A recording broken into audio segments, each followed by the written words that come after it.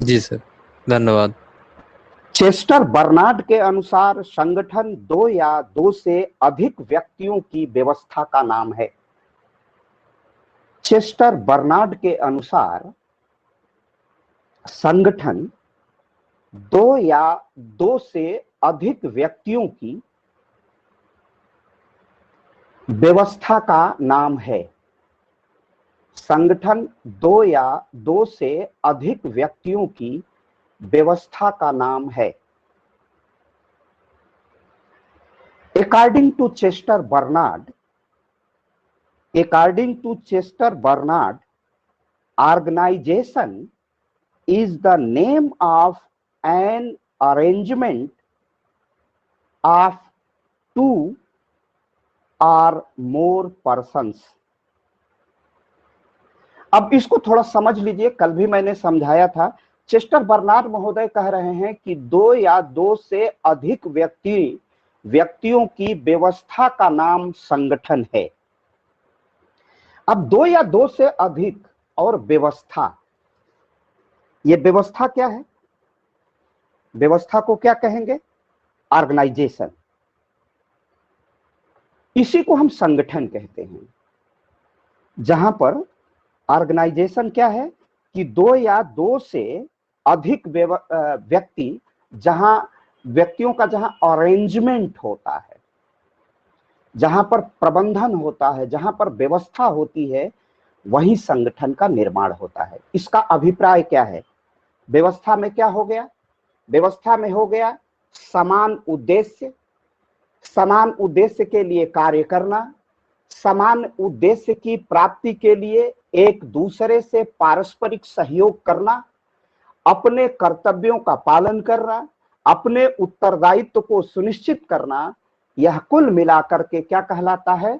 Arrangement, व्यवस्था, जिसमें imply हो, कोऑपरेशन हो, एक दूसरे के प्रति सहयोग हो, कार्य करने की, अपने कर्तव्य का निर्वहन करने, अपनी ड्यूटी करने की कैपेसिटी हो, क्षमता हो, अपने उत्तरदायित्व के निर्वहन करने की रिस्पॉन्सिबिलिटी जो उसे दी गई है, वह रिस्पॉन्सिबिलिटी का वह अगर निर्वाह करता है, पालन करता है, तो इसको मिलकर के हम क्या कहते हैं? इसको व्यवस्था। और यही व्यवस्था क्या कहलाती है? जिसमें इतने व्यक्ति दो या दो से अधिक सम्मिलित हो जाएं तो संगठन की संरचना का निर्माण हो जाता है। तो यह एक व्यवस्था है, और व्यवस्था में है कर्तव्य, सहयोग, कार्य को संपन्न करना और समान उद्देश्य को प्राप्त करना। यह संरचना जो कहलाती है वह संगठन कहलाता है। इसी को हम व्यवस्था क्यों कहते हैं? यहां स्पष्ट हो जाइए। क्योंकि कर्तव्य, उत्तरदायित्व, एक समान कार्य और कल्याण को, एक समान कार्य माने एक ही कार्य है, सबके कल्याण को सुनिश्चित करना, पब्लिक एडमिनिस्ट्रेशन के। और ये कैसे होता है संचालित? एक विधि के माध्यम से, एक संविधान के माध्यम से। तो चेस्टर बर्नार्ड इसी बहुत संक्षिप्त दो पंक्तियों में कह देते हैं कि जिसमें एक अरेंजमेंट हो, और अरेंजमेंट के साथ साथ दो या दो से अधिक व्यक्तियों का यह अरेंजमेंट हो, तो कॉल्ड ऑर्गेनाइजेशन, इसे ही हम संगठन कहेंगे। क्योंकि इसमें व्यवस्था है, अर्थात कर्तव्य है, उत्तरदायित्व है, एक समान कार्य है और एक समान उद्देश्य है जिसे पूरा करना है। इसे हम व्यवस्था कहते हैं। और यह व्यवस्था किसके द्वारा मर्यादित और सीमित होती है? विधि और संविधान के द्वारा। क्लियर?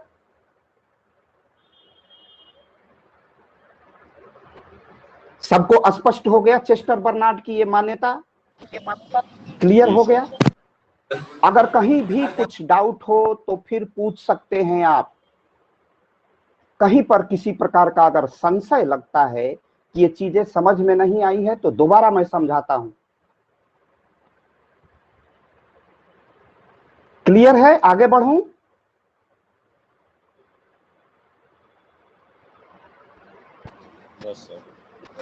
किसी का कोई प्रश्न जहां समझ में ना आया हो? Chester Barnard, Simon, Urwick, LD White, Mooney, LD White बता दीजिए। क्या कहां समझ में नहीं आ रहा है? पहले तुम ये बताओ। सर एलडी व्हाइट के अनुसार।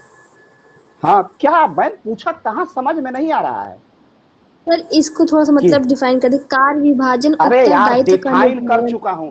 ऐसा मैं भेड़ चराने वालों को समझा दूं ना तो समझ में आया। यहाँ कहां समझ में नहीं आ रहा है ये मैं बता रहा हूं ना। तुम ये बताओ कि कहां समझ में नहीं आ रहा है, किस बिंदु पर समझ में नहीं आ रहा है।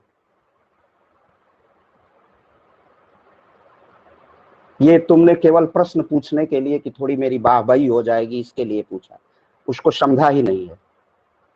किस बिंदु पर समस्या समझ में नहीं आ रहा है। उसने कहा कार्य विभाजन, उत्तरदायित्व निर्धारण, सहमत के साथ कर्मचारियों की व्यवस्था संगठन कहलाता है। तो कहां समझ में नहीं आ रहा है।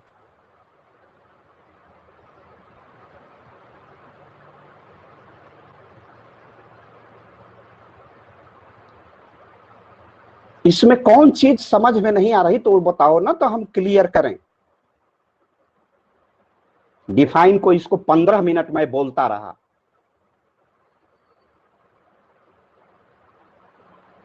और रिकॉर्डिंग उपलब्ध नहीं है दोबारा सुनने के लिए।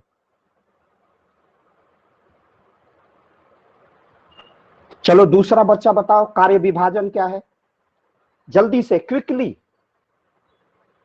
एलडी व्हाइट का कार्य विभाजन क्या है।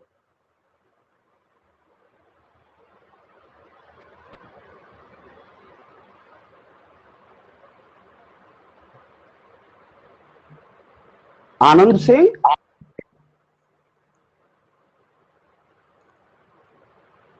एलडी व्हाइट का कार्य विभाजन क्या है बोलो।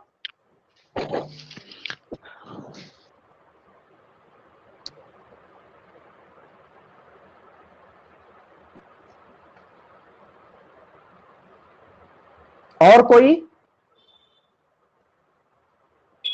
सर एलडी वाइट का कार्य विभाजन यह है कि जैसे कि सभी के कार्य, जैसे हायरार्की सिस्टम होता है तो उसमें सभी के जो दायित्व होते हैं वो बटे हुए होते हैं। जैसे सर आपने एग्जांपल दिया था कॉलेज में प्राचार्य का काम अलग होता है और जो असिस्टेंट प्रोफेसर वगैरह होते हैं उनका कार्य विभाजन अलग होता है, स्टूडेंट का कार्य अलग होता है और जो कर्मचारी होते हैं उनका कार्य अलग होता है। इसी तरह से सर उन्होंने कार्य को विभाजित किया है। ठीक, वेरी गुड, बहुत सुंदर। क्या नाम है आपका। सर मंजुल पांडे। गुड, बहुत सुंदर। अरे यार इसमें समझने की क्या, हम लोग क्या पढ़ रहे हैं। उस बच्ची को कहो बोले, वो लेफ्ट कर गई है कि है।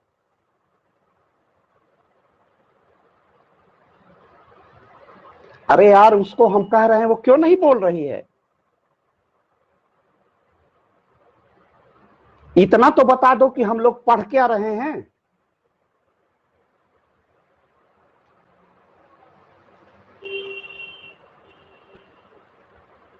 हम लोग क्या पढ़ रहे हैं। चलो पांडे तुम ही बोल दो, हम लोग क्या पढ़ रहे हैं। सर ऑर्गेनाइजेशन, संगठन पढ़ रहे हैं।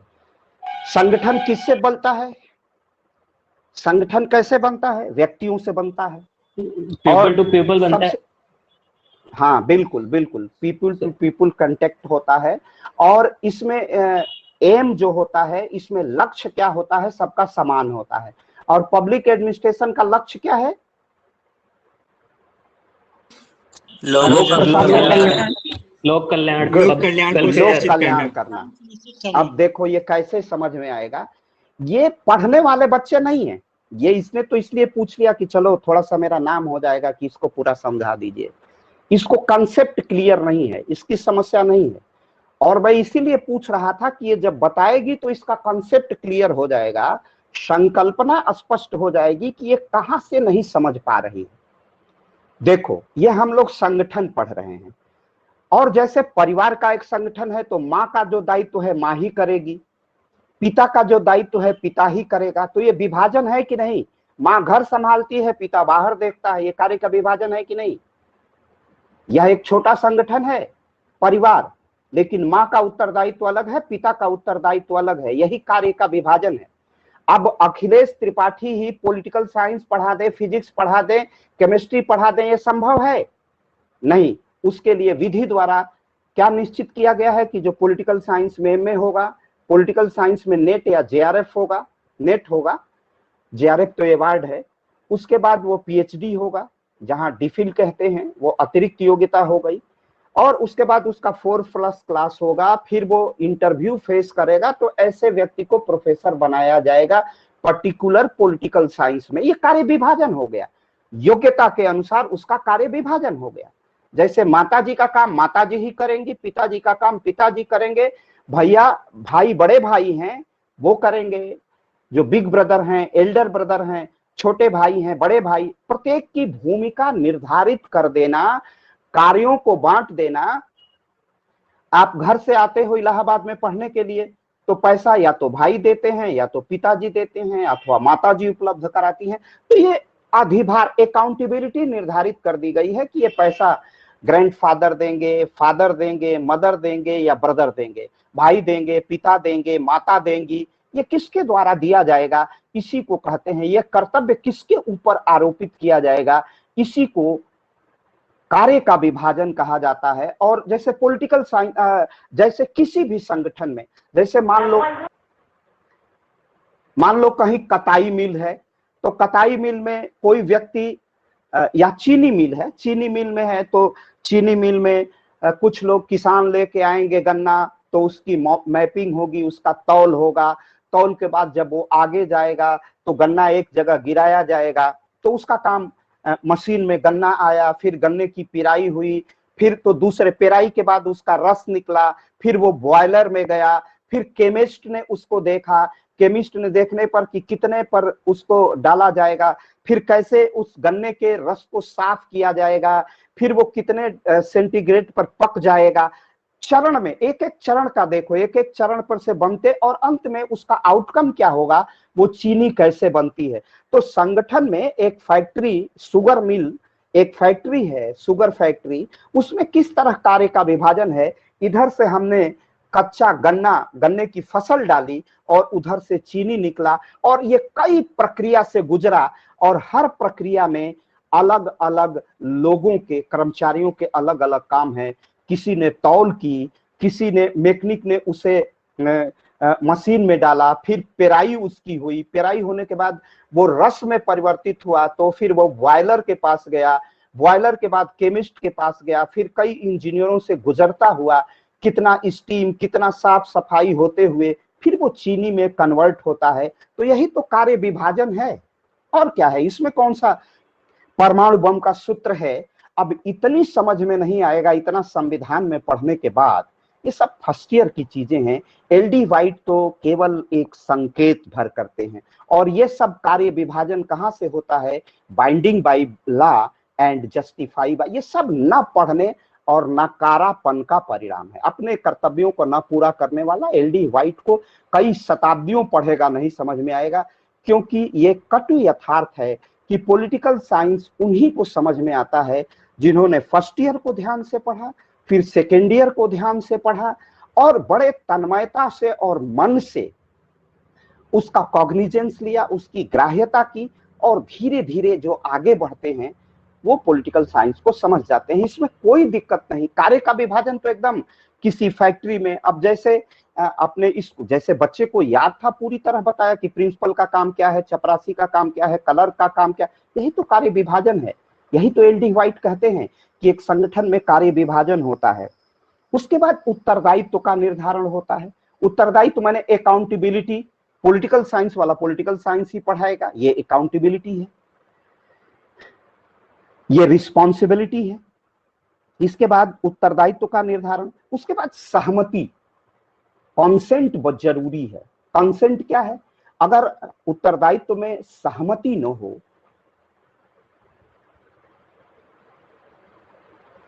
सहमति से ही लोकतंत्र चलता है। भारत की शीर्ष कार्यपालिका का नाम क्या है, बीए फर्स्ट ईयर में आप लोगों ने पढ़ा है। Chief educative, real chief educative India का कौन होता है, वास्तविक कार्यपालिका क्या है भारत में, मंत्रिमंडल। गुड गुड गुड, मंत्रिमंडल, और उसका अध्यक्ष प्राइम मिनिस्टर, हाँ वैसी को मंत्रिमंडल, अंग्रेजी में कैबिनेट कहते हैं। तो कैबिनेट होता है, और कैबिनेट का निर्माण कैसे होता है,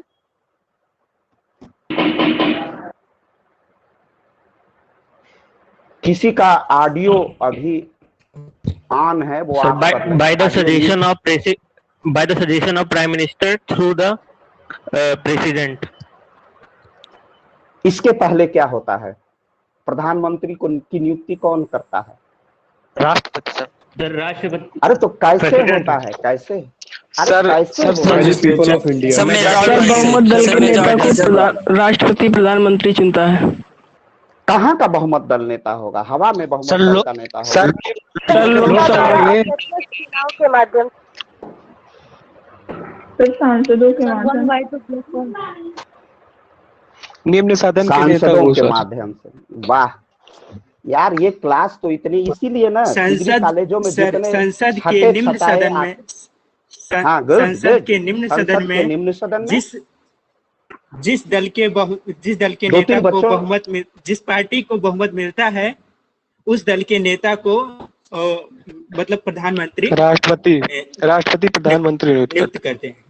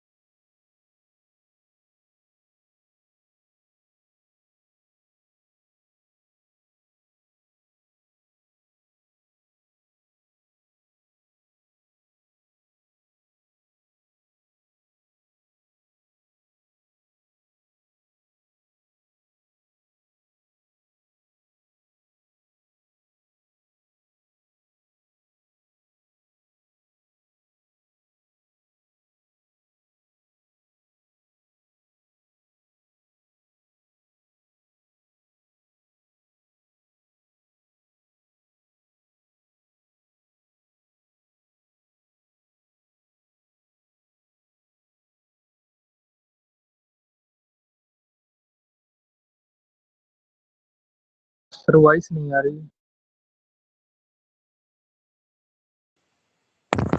सर सब बंद हो गया।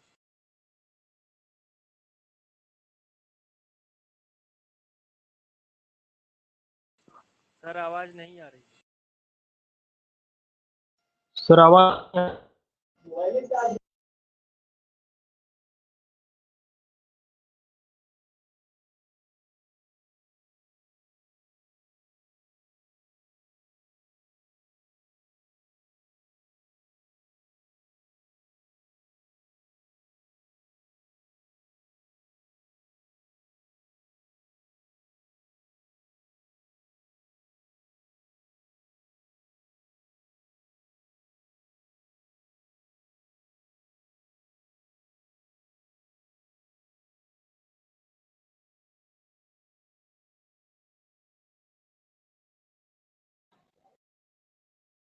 रही है।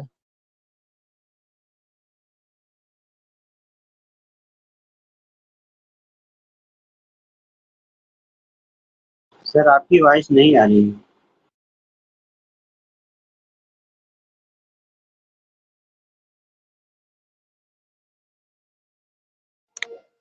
सर आपका ऑडियो और वीडियो दोनों निष्क्रिय है। सर एक बार काट के फिर से करिए, शायद हो सकता है आ जाए। कॉल वॉल आ गया होगा सर।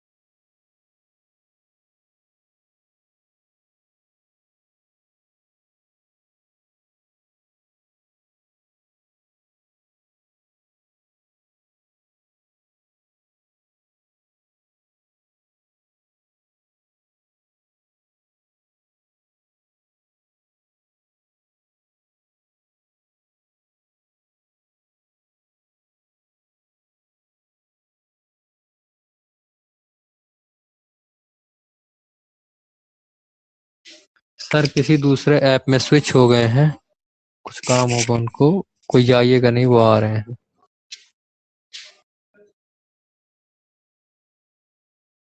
फिर क्या भाई सर से अभी?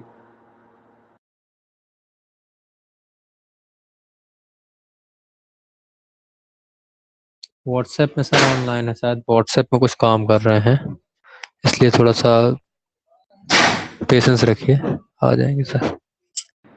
धन्यवाद भाई।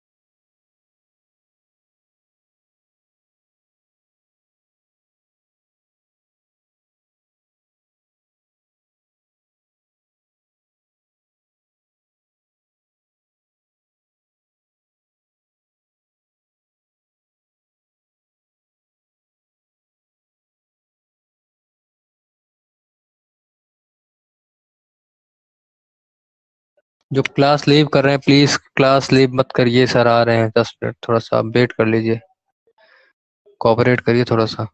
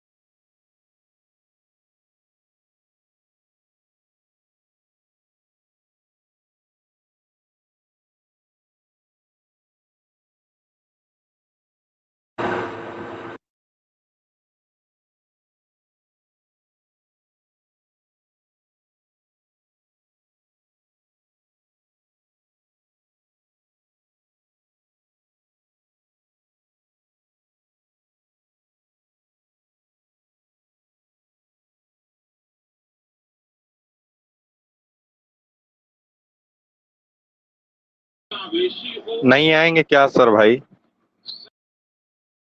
टेक्निकल एरर हो रहा होगा शायद, इसलिए नहीं आवाज आ रही है।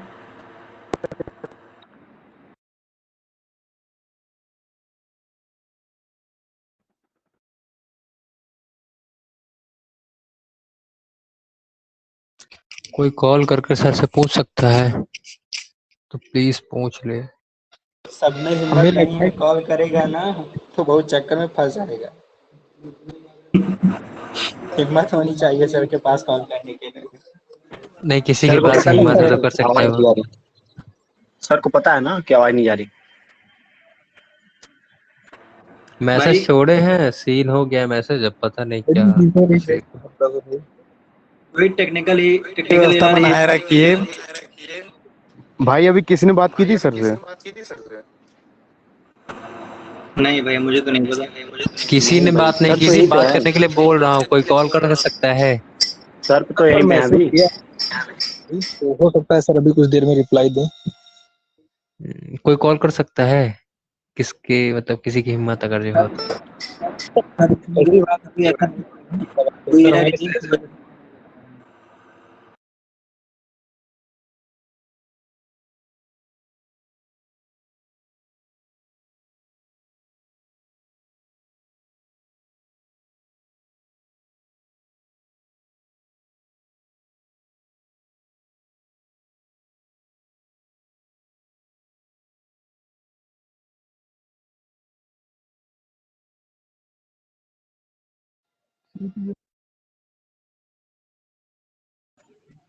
नेटवर्क इश्यू लग रहा।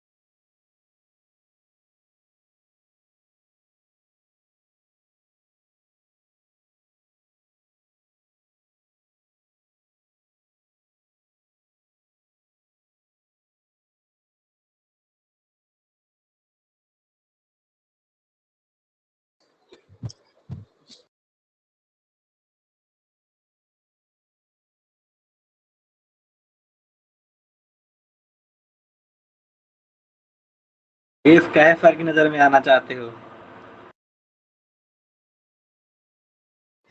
नेटवर्क इशू है। हाँ, और क्लास अब लगता है छोड़ देनी ही चाहिए, क्योंकि जब सर बोलते हैं तो उनका इस मतलब कि नाम डिस्प्ले पर शो करता है। सही कह रहे हो भाई। रिकॉर्डिंग भी चल रही है, मतलब सर है ऑनलाइन। भाई सर तो हैं, उनका वो ऑन है, क्या बोलते हैं, माइक भी। भाई कोई कॉल करके पता कर सकता है? हो सकता है कोई कॉल आ भाई गया होगा। भाई हो आप ही सकता है कोई पता कॉल कर आ लो गया यार, होगा। सर को डिस्टर्ब करना उचित नहीं होगा। सर को डिस्टर्ब करना उचित नहीं होगा। मंजिल कॉल जहाँ करेगा, तक मंजिल।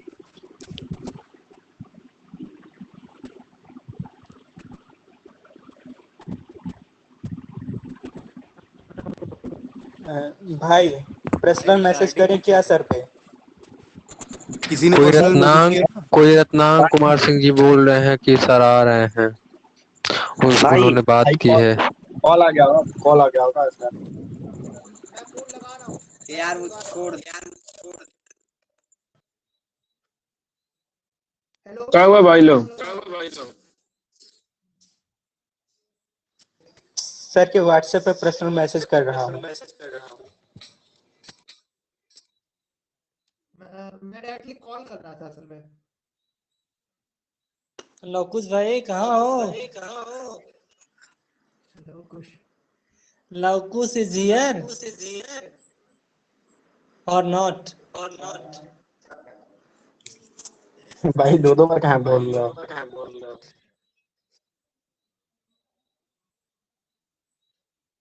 Yes I am. सर का माइक तो ऑन है, सर का माइक तो ऑन है। Will you send me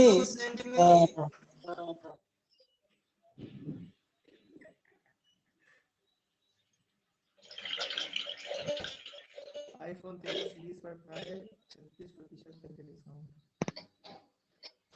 sir बोल रहे हैं क्लास कल होगी।